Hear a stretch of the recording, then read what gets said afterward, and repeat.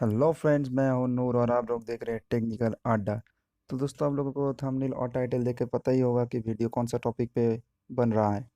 तो चलिए शुरू करते हैं बिना किसी टाइम वेस्ट करके। Whenever your heart is broken, don't ever forget your golden.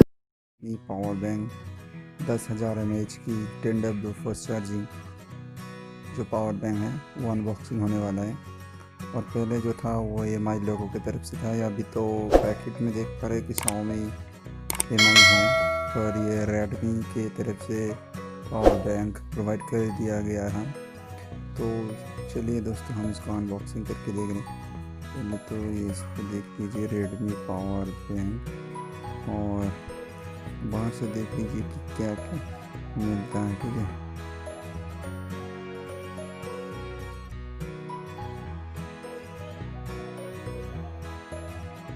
देखिए प्रोडक्ट है जो name power bank product, model output USB है, और इनपुट जो है माइक्रो USB-C है, इनपुट 5 वोल्ट है। और क्या क्या मिलेगा वो है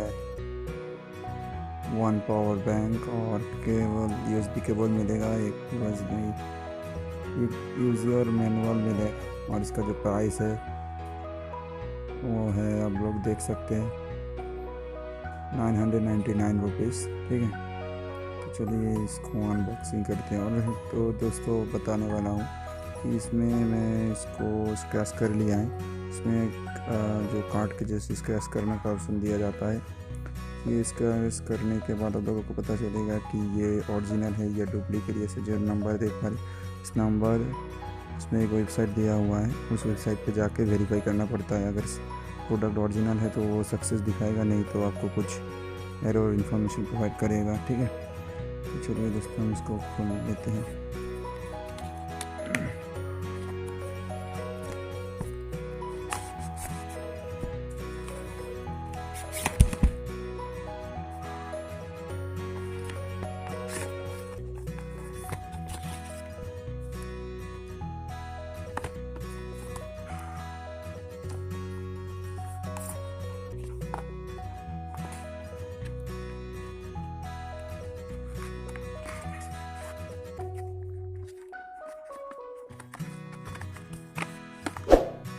तो ये है, आप देख सकते हैं, छोटा करके डाटा केबल दिया हुआ है।